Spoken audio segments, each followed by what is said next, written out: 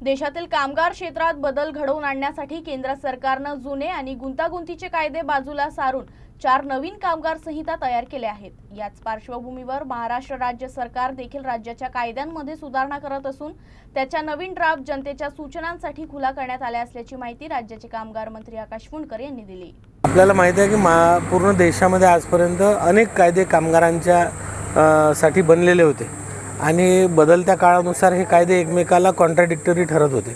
म्हणून आपल्या देशाचे यशस्वी पंतप्रधान आदरणीय मोदीजी, कामगार आणि रोजगार मंत्री आदरणीय मांडवियाजी या दोघांनीही सर्व देशातल्या सर्व कामगार मंत्र्यांशी, सर्व सरकारांशी चर्चा करून आता हे सर्व कायदे निरस्त केले आहेत आणि नवीन 4 कायदे हे आता अंमलात आलेले आहेत आणि या येणाऱ्या काळामध्ये राज्याचे सुद्धा आम्ही कायद्यांचे जे ड्राफ्ट आहेत ते तयार केले आहेत। ते ड्राफ्ट आता पब्लिक डोमेनमध्ये आम्ही टाकले आहेत। यावर सर्व मालक प्रतिनिधी, कामगार प्रतिनिधी, कामगार, सर्व संघटना, सर्व लोकांनी म्हणजे जे लोक या याच्यात नाही आहेत अशासुद्धा लोकांनी त्यांच्या मौल्यवान सूचना आता सरकारला दिल्या पाहिजे, जेणेकरून एक मजबूत कायदा येणाऱ्या काळात तयार होईल।